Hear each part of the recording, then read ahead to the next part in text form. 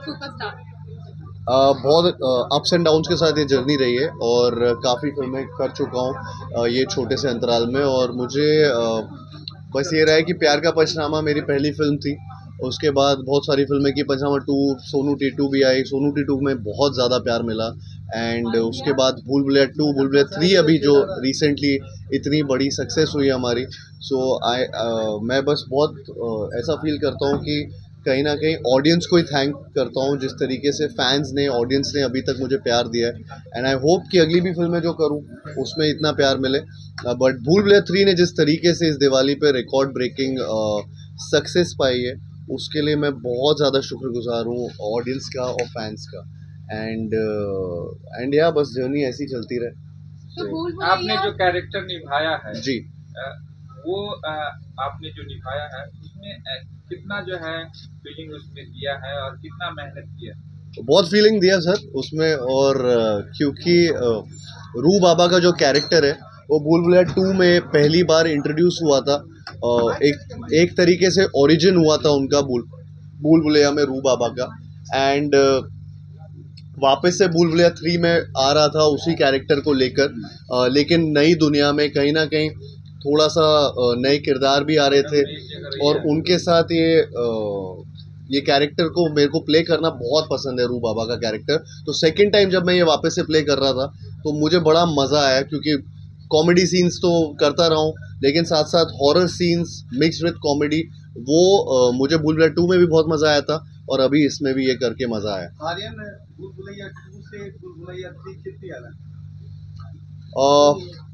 काफ़ी अलग है सर। मतलब जिस तरीके से अभी लोगों ने अभी लास्ट, इनफैक्ट इसकी बहुत एक इंटरेस्टिंग स्टोरी है, जिसमें जब भूल भुलैया 2 की सक्सेस हुई थी हमारी और जिस वीकेंड में उस टाइम भी बहुत बड़ा नंबर मारा था। और तब एक वन लाइन क्रैक हुई थी भूल भुलैया 3 की, और जिसमें क्लाइमैक्स था भूल भुलैया 3 का टेक्निकली, जिसके बारे में अभी थैंकफुली सब लोग बहुत बातें कर रहे हैं कि इसका क्लाइमैक्स बहुत ही अलग है एंड एकदम शॉकिंग और सरप्राइजिंग है। सो आई थिंक वो जब वो पहले सबसे पहले वो वन लाइन क्रैक हुई थी और हम लोग बहुत, मैं पर्सनली बहुत एक्साइट हो गया था कि ये कुछ एकदम नया है और अलग है। और उससे फिर पूरी कहानी पिरोई गई वो उस क्लाइमैक्स को लेकर। एंड कहीं ना कहीं मतलब मैं बहुत खुश हूँ कि हमने वही कहानी को लेकर आगे बढ़े जो हमने पहली बार इसकी वन लाइन सुनी थी। तो वो मैं रिवील नहीं कर सकता कितना अलग है क्या है, लेकिन हाँ काफ़ी कुछ सिमिलर वर्ल्ड है।